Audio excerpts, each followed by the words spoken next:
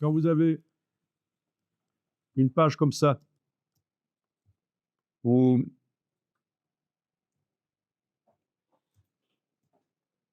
une page comme ça, si vous voulez, vous pouvez tester ça, page 3, sur le calque image flottante, faire un cadre par-dessus le texte ici.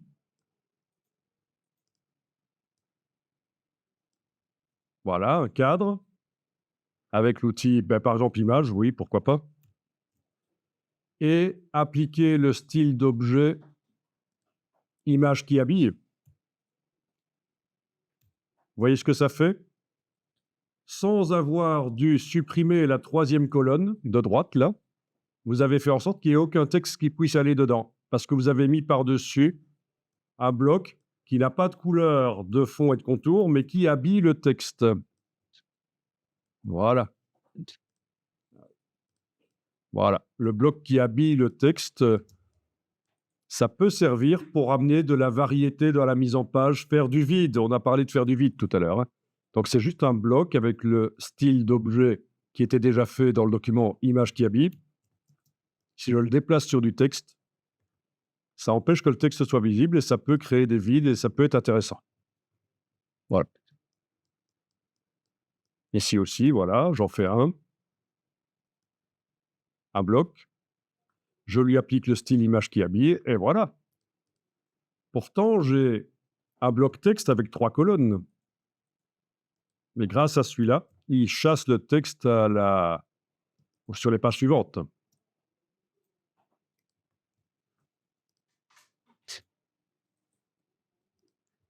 Et dernière chose dans ce document,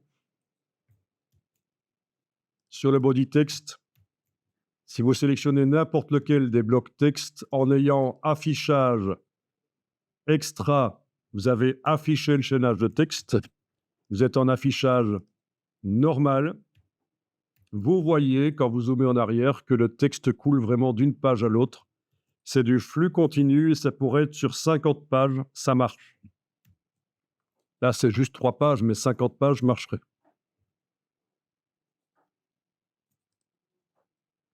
Par contre, la première page, elle est différente, c'est une page d'accueil. Donc, sur le calque image flottante, les blocs qui sont les blocs vides, sans couleur de fond et de contour, que j'ai mis sur le calque image flottante. Ils utilisent le style image qui habille, ça veut dire que dans la palette habillage, ils sont en fonction d'habillage, là, voilà. Et ils repoussent le texte à la à la page suivante dans ce cas-ci. Ou à la colonne suivante, si je le mets là. C'est mis dans body text, comment ça fait? Alors, si c'est mis dans body text, c'est simple, voilà, c'est la situation suivante. Le bloc étant sélectionné, les 2 calques étant déverrouillés, on transfère avec le petit carré et voilà. Transfert d'un calque à l'autre.